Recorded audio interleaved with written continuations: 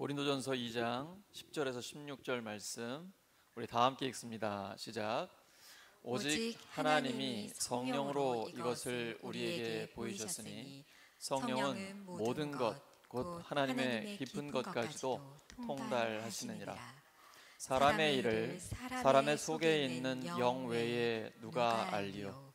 이와 같이 하나님의 일도 하나님의 영 외에는 아무도 알지 못하느니라. 우리가 세상의 영을 받지 아니하고 오직 하나님으로부터 온 영을 받았으니 이는 우리로 하여금 하나님께서 우리에게 은혜로 주신 것들을 알게 하려 하심이라. 우리가 이것을 말하거니와 사람의 지혜가 가르친 말로 아니하고 오직 성령께서 가르치신 것으로 하니 영적인 일은 영적인 것으로 분별하느니라. 육에 속한 사람은 하나님의 성령의 일들을 받지 아니하나니 이는 그것들이 그에게는 어리석게 보이며 또 그는 그것들을 알 수도 없나니 그러한 일은 영적으로 분별되기 때문이라. 신령한 자는 모든 것을 판단하나 자기는 아무에게도 판단을 받지 아니하느니라. 누가 주의 마음을 알아서 주를 가르치겠느냐? 그러나 우리가 그리스도의 마음을 가졌느니라. 아멘. 성령의 사람, 성령의 사람이란 제목으로 하나님의 말씀 전하겠습니다. 강아지 데리고 산책을 하다 보면요, 개들끼리는 뭐가 통하는 게 있는 것 같아요. 자기들끼리 굉장히 반가워도 하고 으르렁거리기도 하고 그래요.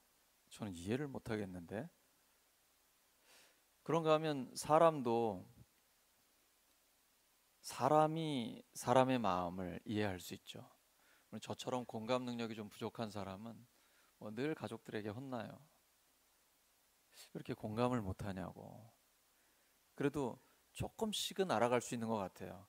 기도를 하면 하나님께서 이렇게 공감 능력도 마음도 알아갈 수 있도록 이해력을 좀 더 주시는 것으로 제가 조금 경험하고 있습니다. 하나님의 마음은 누가 알 수 있을까요?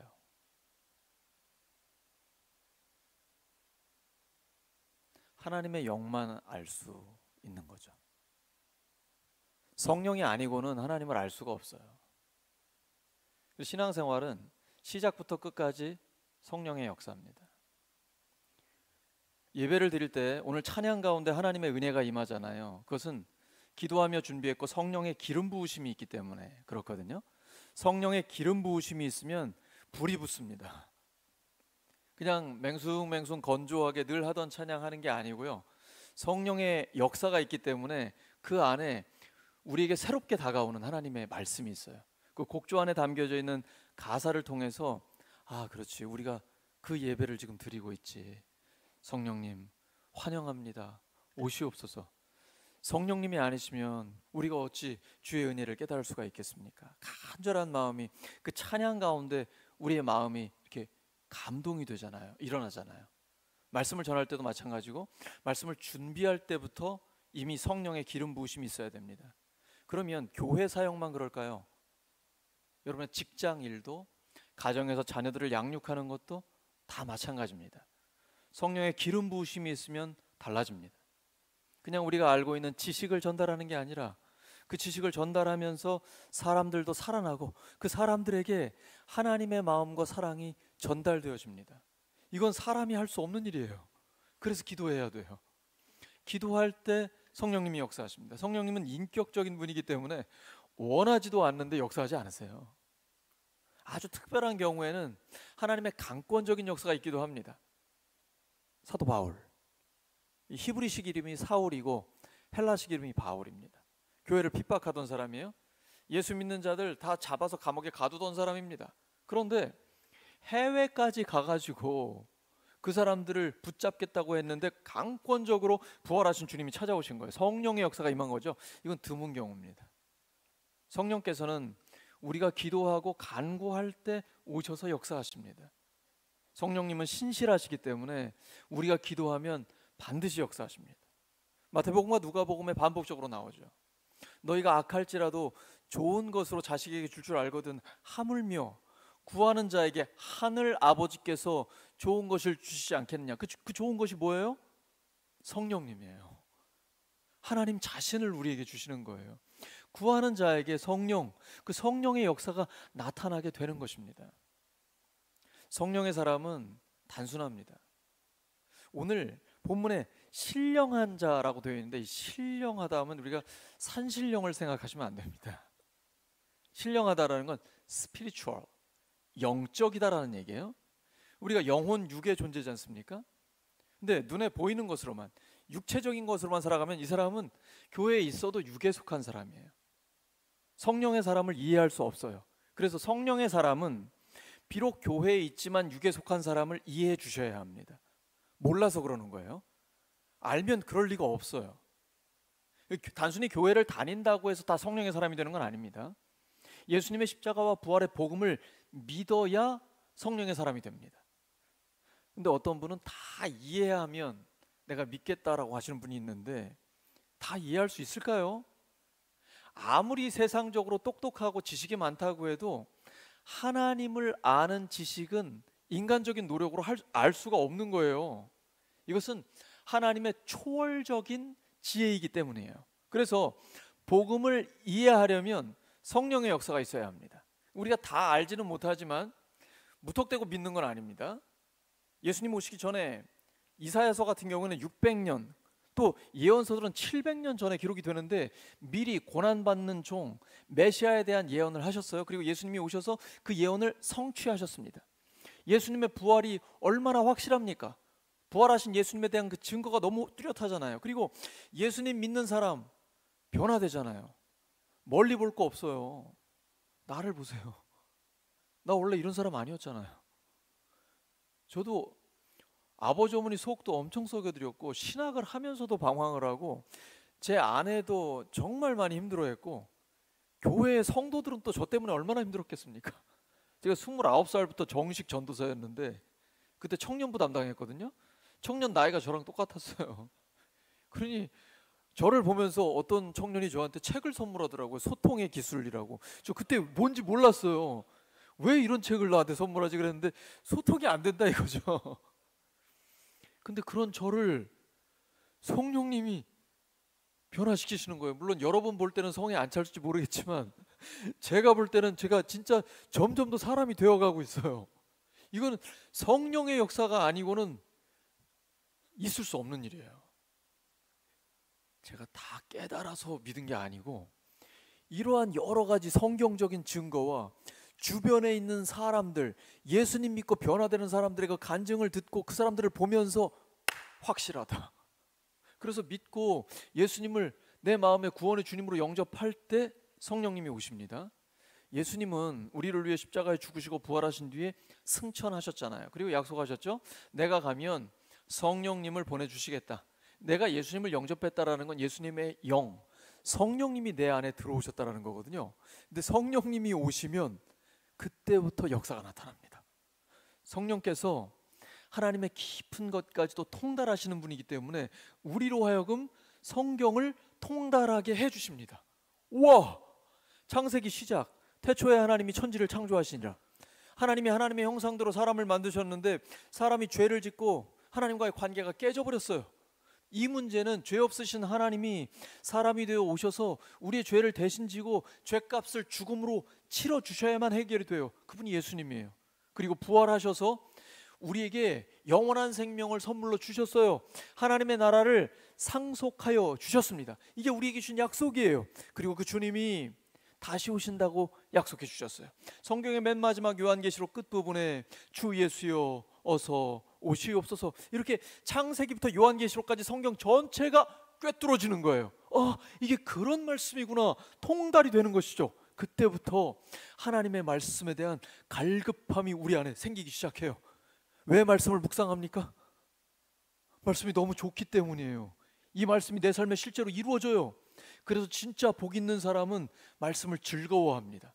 시편 1편에 복 있는 사람은 악인들의 꾀를 따르지 않고 죄인들의 길에는 서지도 않고 오만한 자들의 자리에는 앉지도 않아요. 이 세 가지 종류의 악인이 나와요. 일단 꾀, 이 악한 꾀, 하나님을 모르고 하나님을 대적하고 자기의 생각대로 자기의 마음대로 살아가려는 그 세상적인 마귀적인 하나님을 대적하는 그 생각, 그 꾀 따르지 않아요. 그 다음 죄인들의 길, 이 길이라는 거는 습관이 됐기 때문에 길이 생긴 거죠. 죄 짓는 게 습관이 돼서 너무 자연스러워진 거예요. 그런 길에는 절대 서지도 않아요. 또 그 다음 오만한 자들의 자리에 앉지 않아요. 더 나아가서 앉아서 죄를 짓기를 이제 논의를 하는 거죠. 자기 혼자 죄 짓는 게 아니라 다른 사람들까지도 그 죄의 길로 오게끔 하는 거예요. 이런 자리에는 아예 앉지도 않아요. 성령의 사람은 복 있는 사람이에요. 악인들의 꾀를 따르지 않고 죄인들의 길에는 서지도 않고 오만한 자들의 자리에는 앉지도 않아요. 오직 여호와의 율법 하나님의 말씀을 즐거워하여 그 말씀을 주야로 묵상해요. 여러분, 하나님의 말씀이 즐거우십니까? 이 무더운 아침에, 오늘은 정말 새벽부터 덥더라고요. 이 무더운 아침에 여러분 예배드리러 나오셨습니다. 왜요? 하나님께 예배드리면서 하나님의 말씀을 듣고 싶어서, 그 말씀이 너무 좋아서, 목마른 내 영혼의 주의 말씀으로 채워주시옵소서. 그 말씀이 저희들의 영혼을 시원케 해주기 때문입니다. 왜 하나님의 말씀이 이렇게 즐거워요? 말씀을 경험했기 때문이에요. 여러분, 말씀 즐거운 거 아무나 할 수 있는 게 아닙니다. 굉장히 어려운 거예요, 사실은. 하나님의 말씀은 하나님의 초자연적인, 하나님의 초월적인 지혜가 담겨 있기 때문에 쉽게 이해할 수 없어요. 오직 성령의 역사가 있을 때만 깨달을 수 있습니다. 근데 성령이 역사하시면 하나님의 말씀이 깨달아져요. 하나님의 말씀을 깨닫게 되면 순종할 수밖에 없어요. 힘든 거 알아요. 이 말씀에 순종하면 내가 괴로운 거 알아요. 손해본다는 것도 알아요. 이 모르고 순종하면 좀 순진한 거고요. 하나님의 말씀을 들었을 때 이게 좁은 길이라는 것 알고 있어요. 근데 그 마지막이 생명의 길이에요. 고난의 길이라는 것도 알고 있어요. 하지만 마지막은 영광의 길이에요. 그래서 끝을 보는 거예요. 하나님은 막판 뒤집기를 좋아하십니다. 하나님 드라마 작가세요. 끝까지 가보셔야 돼요. 절대 중간에 포기하면 안 됩니다. 우리가 선을 행하되 낙심하지 말지니 포기하지 아니하면 때가 이름에 거두리라. 그날이 옵니다. 이 말씀의 능력을 알기 때문에 말씀이 즐거운 거예요. 눈 뜨면 말씀부터 묵상하는 거예요. 기도할 때도 하나님 말씀을 깊이 깨닫게 해주세요. 이런 사람이 정말 복 있는 사람이에요. 아무리 덥고 사막 가운데 있다 할지라도 시냇가에 심은 나무와 같아요. 그 나무는 뿌리를 깊이 내려서 생명수에 닿아 있습니다. 그래서 아무리 어렵고 힘들어도 모든 사람들이 다 죽겠다고 난리를 쳐도 철을 따라 열매를 맺습니다. 싱싱해요. 잎사귀가 마르지 않아요. 악인은 그렇지 않습니다. 뭐가 그렇지 않을까요? 하나님의 말씀을 즐거워하지 않아요. 악인은 뭐 우리가 보는 흉악범죄자 이런 걸 얘기하는 게 아니라 시편 1편은 하나님의 말씀대로 살지 않는 사람이에요. 자기 생각대로 자기 마음대로 사는 사람이에요. 하나님의 존재를 인정하지 않는 사람이에요. 불쌍한 사람이에요. 우리가 기도해 줘야 돼. 이 사람은 말씀을 묵상하지 않아요. 왜냐하면 말씀의 소중함을 모르기 때문이에요. 우리 교회에 젖과 꿀이 흐르는 땅이 있습니다. 어딘지 아세요? 젖과 꿀이 흐르는 땅. 맞추면 제가 선물 드리겠습니다. 못 맞추시네요. 목양실입니다. 왠지 아세요? 제가 오늘 아침에도 우유를 마시면서 말씀을 읽었거든요. 우유를 마시면서 꿀송이 같이 단 하나님의 말씀을 묵상하는 거죠. 그때 성령께서 교회해 주시는 말씀을 듣는 것입니다. 여러분, 죄송해요. 성령의 사람은 가장 복 있는 사람, 행복한 사람입니다. 그 말씀이 너무 즐거운 사람이에요. 성령의 사람은 말씀을 깨닫기 때문에 말씀에 순종할 수밖에 없어요. 그리고 그 말씀이 계속해서 내 삶을 변화시키고 역사하는 것을 경험하게 되어 있어요. 이 성령의 사람의 특징이 있어요. 하나님의 지혜를 받은 사람이에요. 성령의 사람은 세상 사람들이 깨달을 수 없는 하나님의 지혜를 얻게 됩니다. 하나님께서 이 땅을 살아가는 동안 어떠한 지혜로 살아야 될지를 가르쳐 주십니다. 성령의 사람은 영적인 분별력이 있습니다.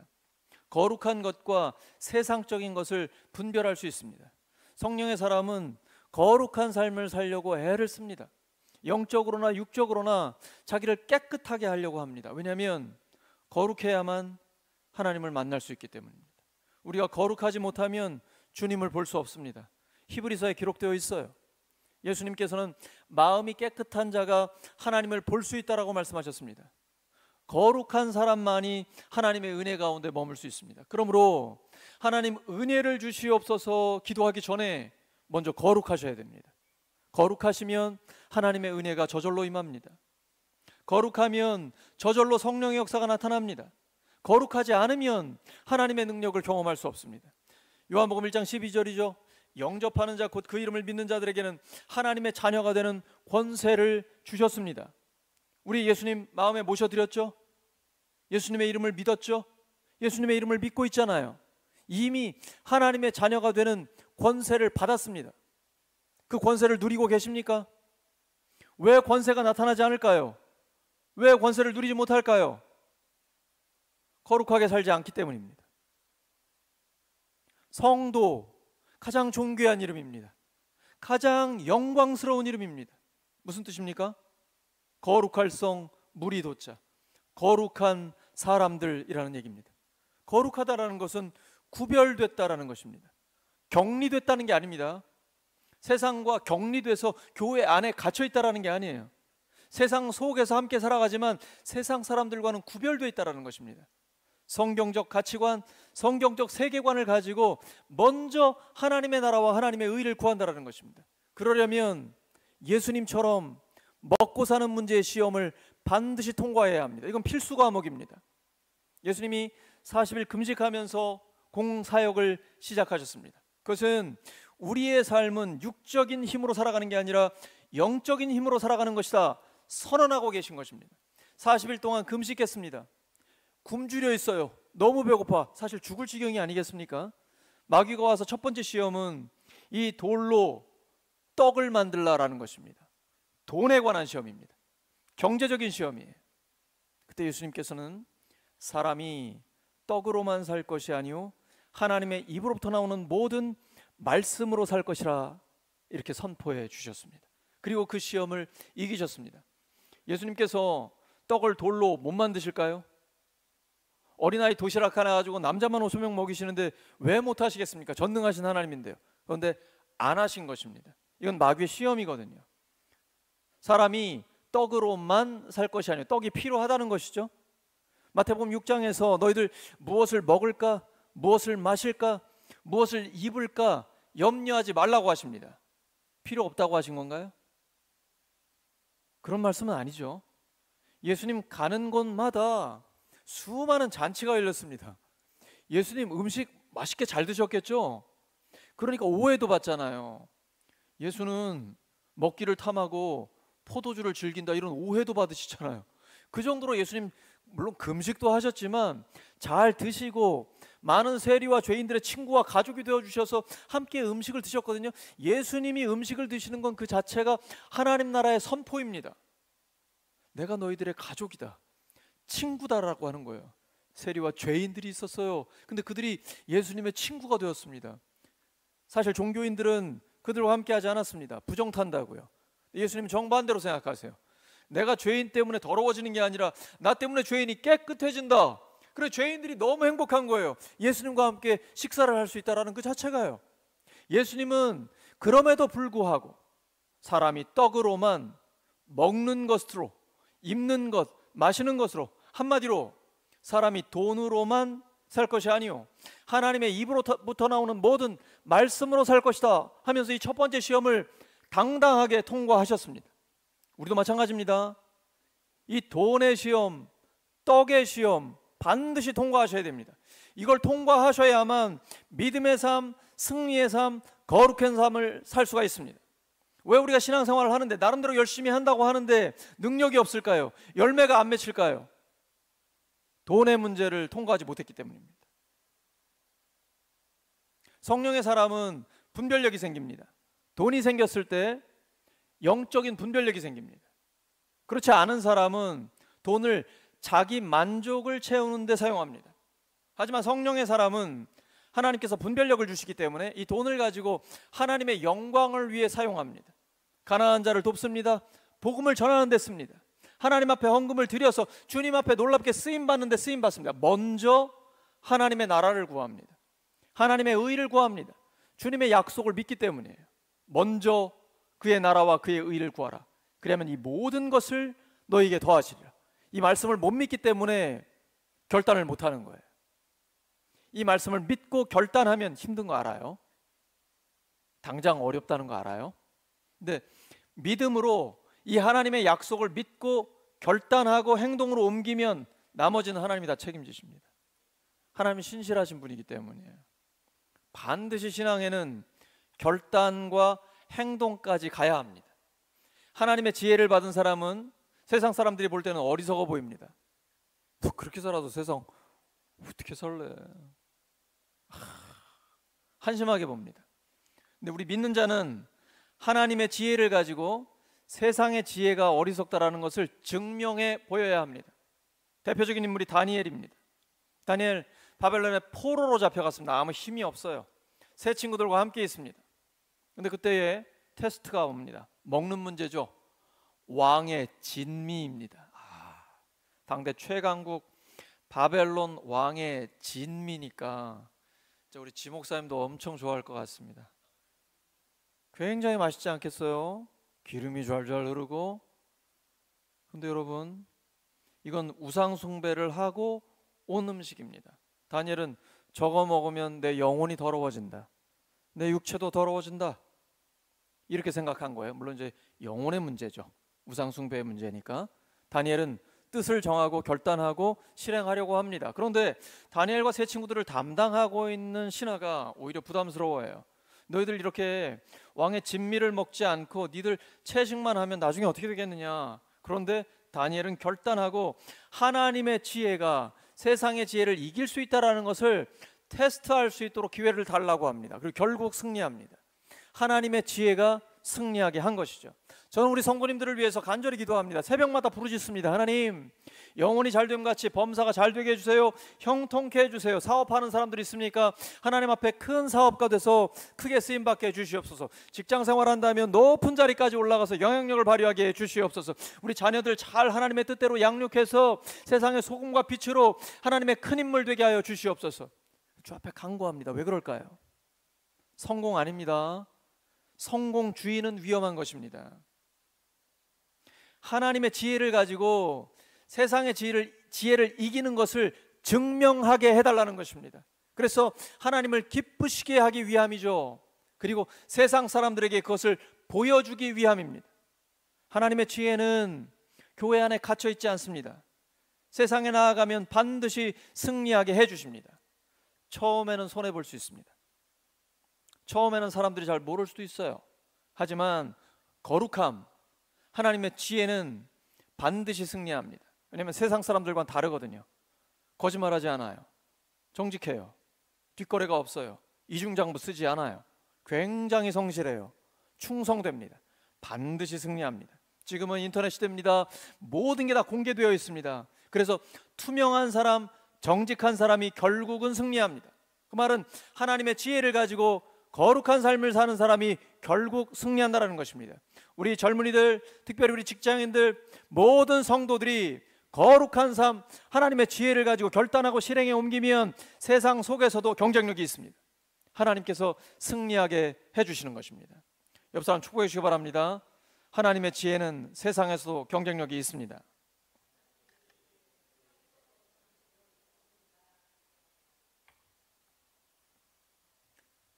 하나님의 지혜를 가지면 거룩한 삶을 살기로 결단하게 되고 그 삶을 실천하다 보면 하나님의 역사가 내 삶에 나타나게 됩니다. 성령의 사람의 또 하나의 특징은 성령의 인도하심을 받는 것입니다. 진리의 성령은 우리를 모든 진리 가운데로 인도해 주십니다. 이걸 믿으셔야 돼요. 성령의 사람은 성령님이 모든 진리 가운데로 인도하신다라는 것을 확신해야 돼요.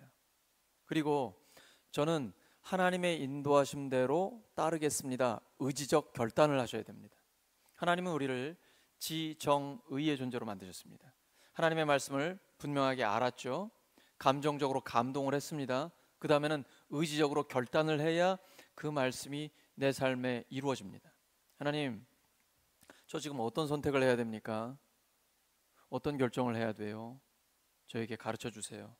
하나님, 말씀하시면 그 인도하심에 순종하겠습니다. 그러나 말씀하지 않으시면 지금 때가 아닌 줄로 알고 저 이 자리에 머물겠습니다. 주님 말씀하시면 내가 나가리다. 주님 뜻이 아니면 내가 멈춰서리다. 나의 가고 서는 것 주님 뜻에 있으니 오 주님 나를, 그 다음에 뭐죠? 이끄소서. 성령의 인도하심을 받는 거예요.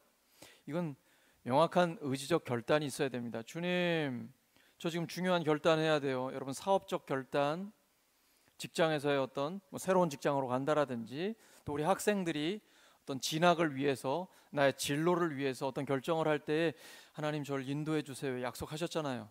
성령께서 모든 진리 가운데로 인도하여 하신다고 약속하셨으니까 지금 제 삶을 인도하여 주시옵소서. 하나님 말씀하실까요? 말씀하십니다. 하나님은 지금도 우리에게 말씀하기를 원하십니다. 우리가 듣지 않기 때문에 그 말씀이 안 들리는 겁니다. 너무 세상에 다양한 혼탁한 소리들이 우리에게 너무 많아요. 여러분, 그런 걸 끊으셔야 됩니다. 그래야 하나님의 음성이 들립니다. 텔레비전, 스마트폰 제발 끊으셔야 됩니다. 그걸 끊으셔야 주님의 음성이 선명하게 들립니다. 평소에 하나님의 말씀을 듣는 훈련을 계속 하셔야 돼요. 그래야 예배 시간에도 하나님의 말씀이 아주 또렷하게 들립니다. 평소에 훈련이 안 된 사람은 하나님의 음성이 들리지 않아요. 근데 늘 일주일 내내 주 앞에 기도하며 하나님의 음성에 항상 민감한 사람은 길을 걸으면서도 하나님의 음성이 들립니다. 여러분, 성령의 사람은 굉장히 신기한 일들이 일어납니다. 나 그런 사람이 아닌데 통찰력이 생겨요. 그리고 선과 악을 분별하게 해주세요. 이게 하나님의 뜻인지 아닌지 명확하게 구분할 수 있도록 하나님이 지혜를 주십니다. 성령에게 사로잡힌 사람은 하나님의 지혜를 받고 영적인 분별력이 생기기 때문입니다. 그래서 직장에서도 탁월함을 인정받게 됩니다. 교회에서만 아니에요. 가정에서도 이 사람이 정말 달라졌다라는 걸 가족들이 알게 됩니다. 여러분, 가까이 있는 사람이 내 변화를 알아야 돼요. 멀리 있는 사람들은 나랑 별로 관계가 없잖아요. 단순히 인사만 하고 가기 때문에 잘 몰라요. 그런데 가까이 있는 내 가족, 목장 식구들, 성도들, 그 사람들이 나의 변화를 알 수 있어야 돼요.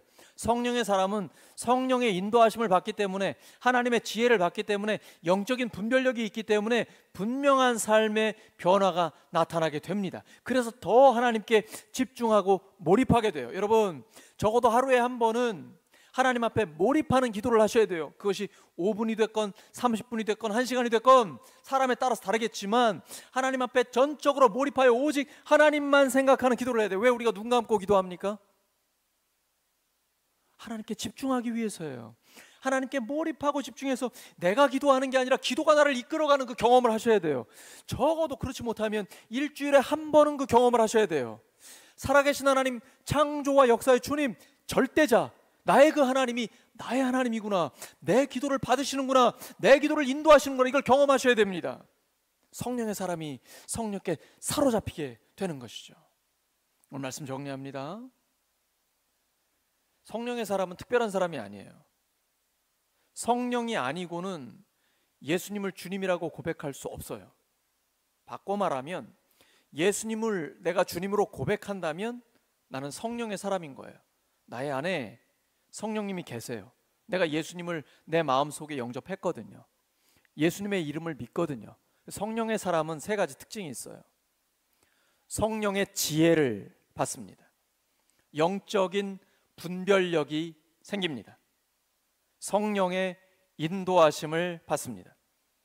성령의 사람으로 하나님의 지혜로 세상 가운데서 승리하시기를 예수 그리스도의 이름으로 축원합니다. 말씀 기억하면서 합심 기도하겠습니다. 또한 성찬 예식을 위해서 간절히 기도해 주시기 바랍니다. 하나님 아버지, 저희들 성령의 사람으로서 당당하게 하나님의 뜻을 이루어가게 해주시옵소서. 이 시간 성찬 예식을 통해 예수님의 죽으심과 부활의 복음을 다시 한번 저희들이 되새기고 하나님 앞에 저희들의 삶을 드리는 시간을 갖기 원합니다. 성령의 충만함을 주시옵소서.